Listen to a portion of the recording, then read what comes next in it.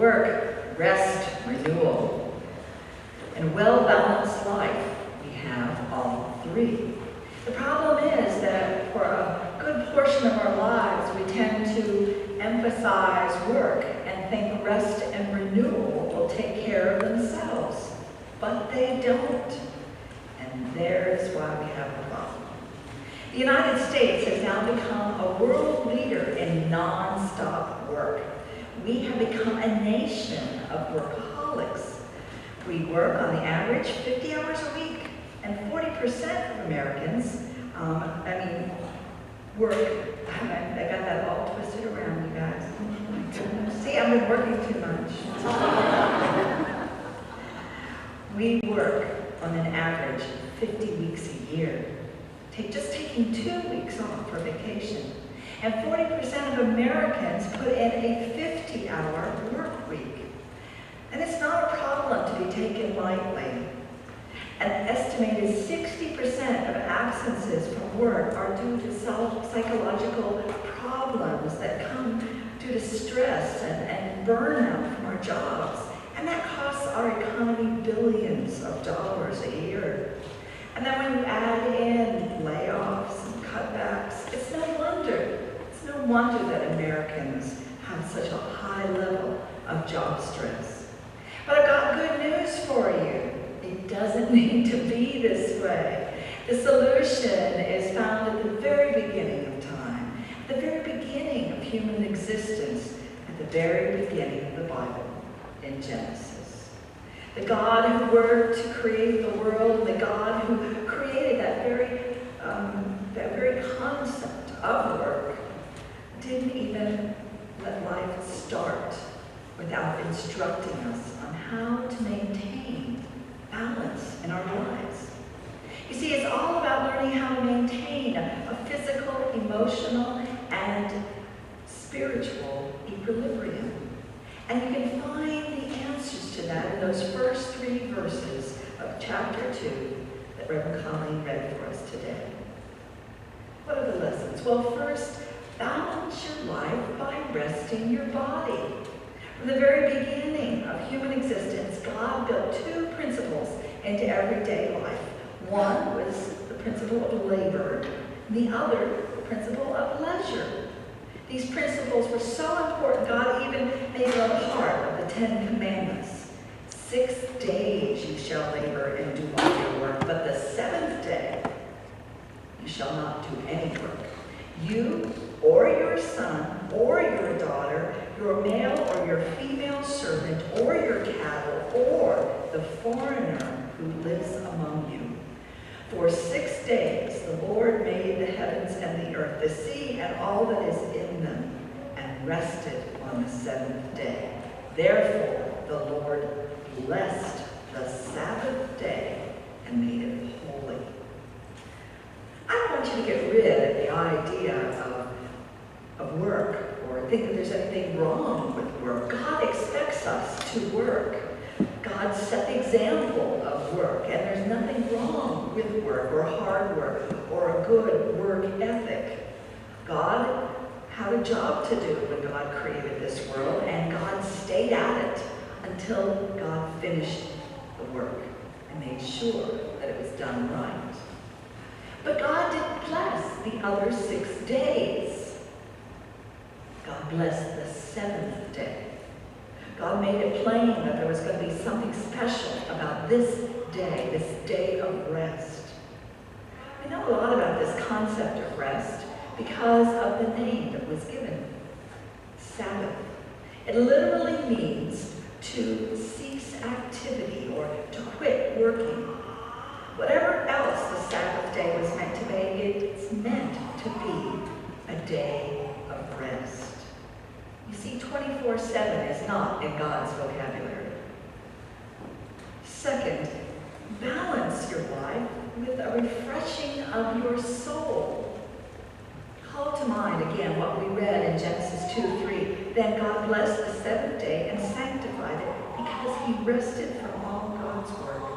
God took 1 day out of the week, blessed it, and then told us that the purpose of that day is rest and refreshment.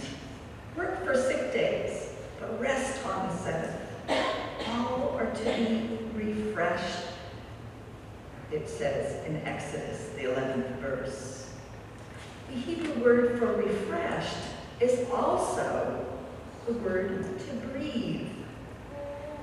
For instance, if you are a runner and you like to run, not me, but many I know in our congregation do like to run, you eventually get to the point when you're running that you get out of breath, you get exhausted, and the only way you can refresh your spirit is to pause and catch your breath. God has made us so that we need the opportunity to pause in our week to catch our breath. We need one day a week to refresh our souls and recharge our emotional batteries. My parents were quite insistent about attending church. The only times we didn't attend church were when we were on those 2 weeks of vacation in the summer. The rest of the time, we attended church. I even recall my father taking a great big snow shovel, and when the snow was too high near our Pennsylvania home, he would shovel a path so we could walk to church. We went to church. But they were also just as insistent, and I thought this was very perverse as a small child, on taking a nap every Sunday afternoon. Sunday, in their mind, was meant for rest. And when the rest was over, man, it was a time for refreshment. It was a time to visit with family. And so Sunday family dinners were the highlight of my week as a child. I got to play with my cousins, and it was fun. And having fun is a very important part of being refreshed. If you are a baby boomer or older, you may remember a time when every store in town would be closed on Sunday. Now, most of us here today are thinking, what? I can't believe that. You mean I just can't go to Rouse's and pick up my groceries? No. Everything was closed. In fact, they were closing on Sunday was a part of what we call blue laws, which outlaw businesses being open on Sundays. And the principle behind that was that society recognized that everybody needs at least one day of rest. Finally, balance your life by replenishing your spirit. There's a word or a phrase in verse 3 that you don't want to miss. And then God blessed the seventh day and sanctified it, or we might say, made it holy. The word sanctified or holy means set apart. And in the Old Testament, the day of rest was the Sabbath, which was the seventh day of the week. But as Christians, we observe our Sabbath on Sunday. And that was different. When God sanctified the day and set it apart, he did it not only for physical well-being and emotional well-being, but spiritual well-being. And so for Christians, we began our week with that rest because we put God first. We put God first.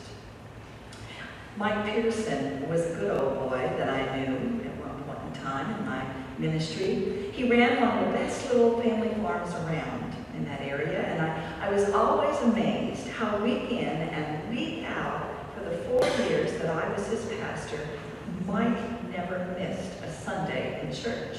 He was always there. Well, one Sunday I mentioned it to him. I said, Mike, you're always here, and I know others aren't. What's your secret? Because I know you got a lot to do. And he replied, Pastor Jane, there is no secret. I just know that if I go to church on Sunday, my week will go much better.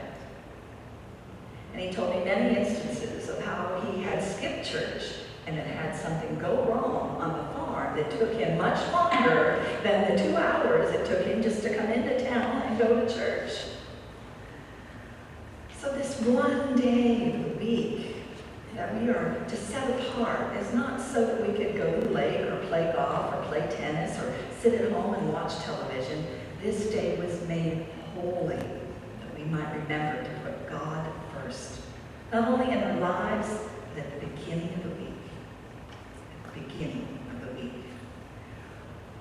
Now, I know you all are here, so I'm preaching literally to the choir. But we have to all acknowledge at some point in our lives that God has given us 6 days to work, 6 days to earn our money, 6 days to climb that ladder to success, 6 days to get her done. And when you take that 7th day and you go to the office, or you fill it with so much activity you can't even breathe, and by Monday morning you're tireder than you were on Friday afternoon, you're stealing from God. You're stealing from your family. You're stealing from your children. You're stealing from your physical health and your emotional well-being. When we take the time to come to the Lord's house on the Lord's day and fellowship with all God's people in God's presence, it's a way of replenishing our spirit. And nothing should ever compete with that from the outside world. So, let me just give you some questions for you to think about this week. Maybe even tomorrow on Labor Day, uniquely named because it's a day for us to have a break. Do you have enough courage this week to close your laptop for one day? Do you have the boldness to forego checking your email on your phone for 24 hours? Do you have the discipline to set aside everything but God for an entire day and just listen to what God is doing in the world? Would that kind of commitment for 24 hours make a difference in your week, in your work, in your family?